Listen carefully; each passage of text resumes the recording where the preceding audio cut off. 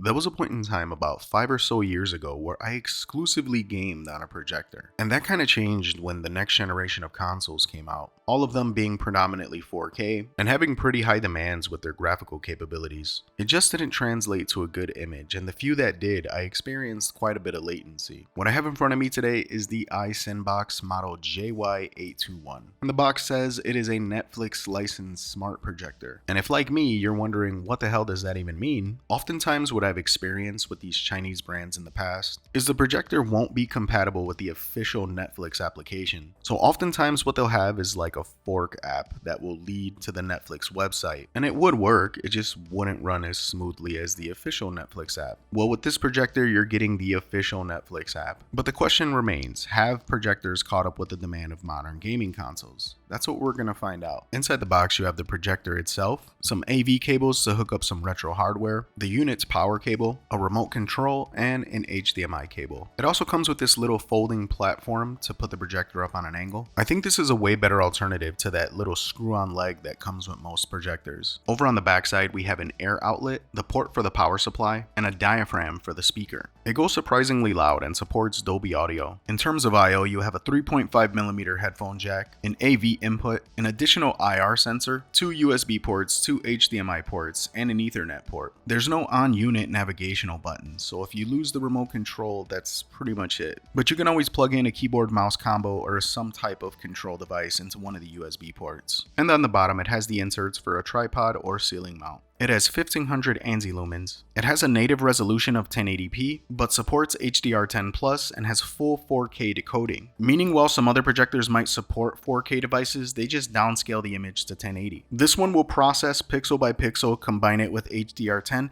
and get the best image quality possible. It runs on the Movin Smart Operating System, which is a Linux-based system optimized for streaming platforms. It has Bluetooth 5.3 and Wi-Fi 6. Powering it up, it's got a clean and organized user interface, very easy to navigate. At the homepage, you have quick access to all of your popular streaming apps, and if you go over to the side, there's a live TV tab. It has a bunch of built-in streaming channels, most of which are kid shows or reruns of crime dramas played on a continuous loop, but it's still cool to have some preset channels built into the unit. It does not have Play Store access. It has its own app store, but that's not uncommon with these kind of projectors. It also comes with MagicCast, Miracast, and DLNA, so whether using Android, iOS, or something else, you shouldn't have any problems casting to this projector. Now, right from the start, I will say while watching live TV or streaming media, the image quality is excellent. Colors are nice and vibrant, and the autofocus does a really great job of creating a nice sharp image. But I will say this projector is a bit on the dim side. Despite its 1500 ANSI lumens and putting it on the brightest, most vivid setting, it still needed to be a completely dark room in order to get a quality image. Of course, you should be watching any projector in a dark room, but this one was more easily susceptible to light interference than some others that I've used in the past. Now, while gaming, the HDR10 and the 4K decoding did make for a much better image than what I've experienced in the past, and the low latency mode really was a difference maker for the timing of inputs. Definitely better than some of the stuff I've used 4 years ago, but I wouldn't say it's to the point where I'd be comfortable using it on a day-to-day basis. As a primary source for live TV or streaming, yeah, something like this could be fine. But for gaming, I think something like this would be better suited as a bedroom media setup or a game room versus station.